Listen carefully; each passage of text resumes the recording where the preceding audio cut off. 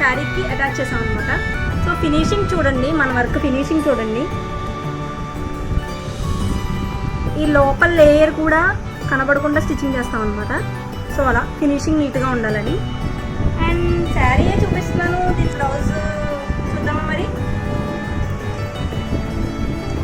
దీని బ్లౌజ్ ఇది మగ్గం అనుకుంటారా? కాదండి, మొత్తం కంప్యూటర్ ఎంబ్రాయిడరీ. ఇది మన కంప్యూటర్ ఎంబ్రాయిడరీ మిషన్ చేస్తుంది. సో చాలా ట్రెండీ డిజైను. ఇది ఆల్రెడీ నేను అంతకుముందు చాలా బ్లౌజెస్ చేస్తున్నాను. సో ఇది ఈ కలర్కి ఏది బాగుంటుందా అని చెప్పి అనుకున్నాము. సో తను కూడా సెలెక్ట్ చేసుకుంది ఇదే కలర్. సో దాన్ని మనం కొంచెం హైలైట్ చేయాలి. శారీలో అంతా కూడా ఎక్కువ violet and gold shade mixing. దీనికి మొత్తం అంతా ఇదే కలర్ ఇస్తే అంత ఎలివేట్ అవ్వదు కాబట్టి సో శారీలో అక్కడక్కడ కొంచెం కనిపిస్తున్న ఈ వైలెట్ కలర్కి శారీ కలర్ ఇచ్చి దీన్ని ఇలా హైలైట్ చేశాను. డిజైన్ అయితే మాత్రం ఎప్పుడో వచ్చేలాగే చాలా ఎక్సలెంట్గా వచ్చిందండి. చాలా పఫీగా. ఈ హ్యాండ్స్కి పూసలు నార్మల్గా బీడ్స్ వేసుకుంటే అంటే ఈ టైప్ బీడ్స్ వాడామనుకోండి సో అంత హైలైట్ అవ్వదు కాబట్టి నేను దీన్ని ఇలా ఒక 3 పూసలు గొట్టం పూసలు వేసి అండ్ ఈ పూస అటాచ్ చేశాను అనమాట దీనికి. అండ్ కట్అప్ చూసారా ఎంత పఫీగా వచ్చిందో. అండ్ నెక్ పార్ట్ వచ్చేసి ఇదన్నమాట.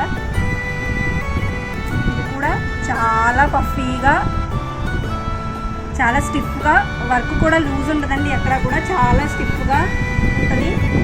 అంటే కొన్ని వర్క్స్ కొంచెం ఇలా పఫీగా వచ్చే వర్క్స్ అన్నీ కూడా కొన్ని గుల్లగుల్లగా వస్తూ ఉంటాయి. సో అలా కాదు, ఈ వర్క్ కూడా చాలా స్టిఫ్గా ఉంటుంది. And hands, back neck and front neck. Actually hammock అని చెప్పి తీసుకున్నారనమాట శారీ. మనం శారీనే కాదు కదండి, శారీతో పాటు బ్లౌజ్ కూడా హైలైట్ చేయడం మన స్పెషాలిటీ. సో ఓవరాల్ లుక్ అయితే ఇది. స్టిచ్చింగ్లో కూడా కాంప్రమైజ్ అయ్యేదే లేదండి. ఒకసారి స్టిచ్చింగ్ ఫినిషింగ్ చూడండి.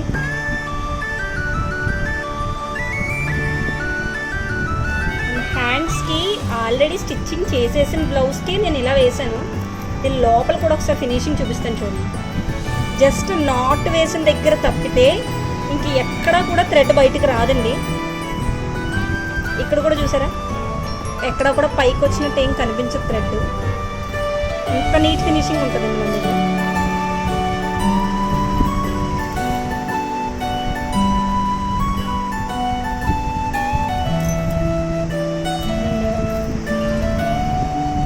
పైపింగ్ కూడా, పైపింగ్ ఫినిషింగ్ చూసారా. స్టిచ్చింగ్ మొత్తం నా ఓన్ హ్యాండ్స్తో మొత్తం చేశానండి.